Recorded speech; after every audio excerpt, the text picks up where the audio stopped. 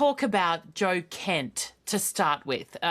Big headlines regarding his resignation and, of course, the circuit of clowns that he has partaken in since. So let me tell you something about Joe Kent that probably no one listening here knows, okay? So if anyone's been following the plot about Charlie Kirk and Candace Owens and the famous text messages where Charlie was having a day where he was very upset at his Jewish donor who pulled out, and that famous screenshot that Candace made so much of. So here's something, I'm kind of revealing this for the first time, Aaron. You know that I was in that chat group, right? We talked about that last time. The members of that chat group have known for quite some time that the way that those screenshots got to Candace is via Joe Kent. You see, this has never been made public before, Aaron. Right now on your show, this is I'm saying this. So let me explain. Andrew Kulvet, who's was Charlie's number 2 guy, who now hosts the show. Andrew was in the chat group as well. He was one of the 9 people in the group. And he admitted at first, to be perfectly honest, at first he was denying it. We didn't know how Candace got them. But then he admitted on the air, on his show, that he had given these text messages. And when I say text messages, screenshots, there were 2 screenshots that he gave. One was that famous screenshot of that text exchange. And the other was a screenshot with the names of everyone in that chat group. Okay? And he gave them he said that on the show that he gave them to someone in the government. He told us that he gave them to someone in the government, and his rationale for it, which I think is foolish, although I'm not going to go too hard against Andrew here. I like Andrew as a person, we're friendly, and with Charlie just having been killed, I'm sure there was a lot going on, and I know that he regrets doing this. But his rationale was he didn't want to leave any stone unturned, and he was asked about this by someone in the government, and that he gave those screenshots to someone in the government. And of course, the response of the people in the chat group was, you don't have a right to do that. This is a private chat group. There was no warrant. It doesn't work that way. But nevertheless, he did it. And the next thing we know, Candace Owens is talking about it. Now, Candace has said publicly that she had been in touch with Andrew after Charlie's assassination, and that they had been talking.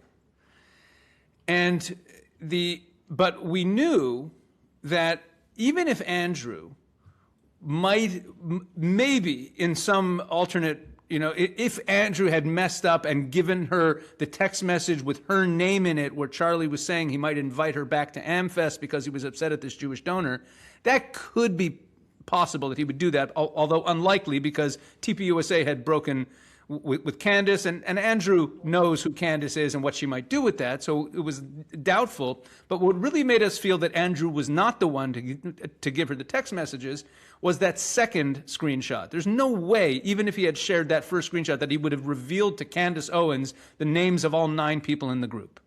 It made no sense. So we didn't know how it got to her. And then we started putting pieces together. Because Joe Kent was someone that we knew that there was a relationship there between Charlie and Andrew and Joe. We knew that when Charlie would visit Washington, D.C., he would talk to Joe.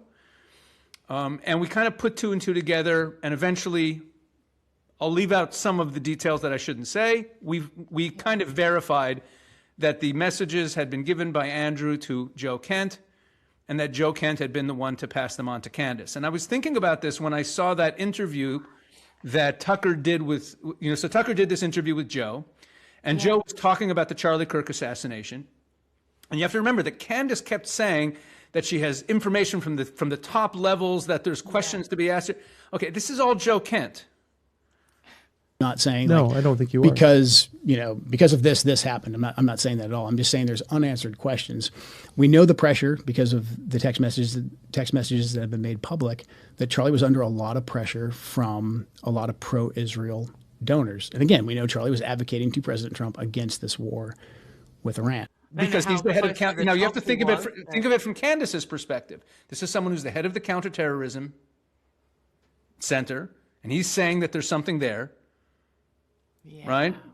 And he gave her the text messages. So when he was being interviewed by Tucker, and he said to Tucker, well, we all know about the text messages which were made public. That was his exact words, which were made public. And I'm watching this, and of course, the millions of people who watch this aren't seeing it the way I'm seeing it. I'm looking at going, excuse me, which were made public? You made them public. Yes.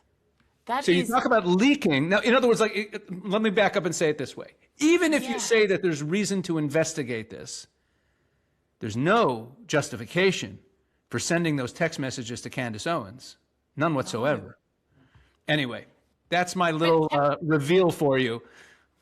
No, I mean, thank you, first of all, for sharing. And the second part to that, though, Rabbi, is I watched him with Megyn Kelly, and she asked him in 3 different kind of ways that felt as though it had been rehearsed prior, if I'm being honest. And his response of no to her questions about had he been leaking, I mean, it looked like, I'm not going to use an analogy that's inappropriate, but, he looked nervous and completely unsure of what he was saying. And the no was so weak.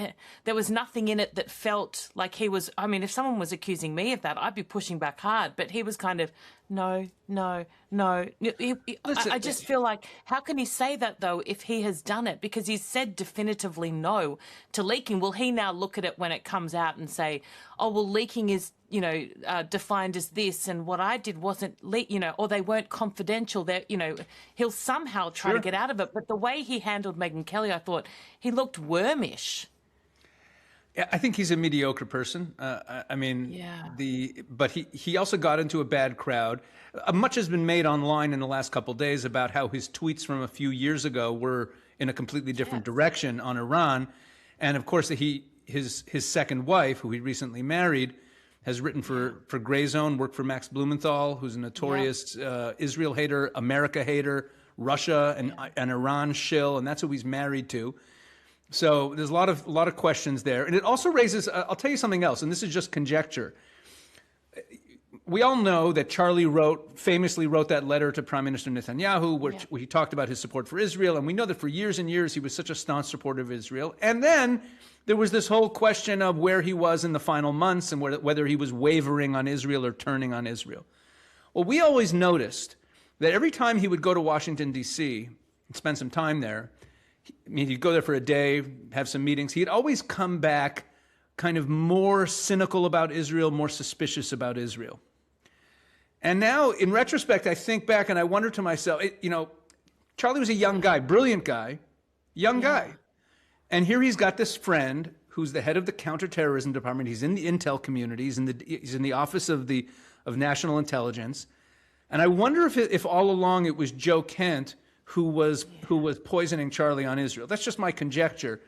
Because of who he is and the group and who he runs with. It's also interesting, when you think back when Tucker was on Fox, Joe Kent ran for office a few times unsuccessfully. Yeah.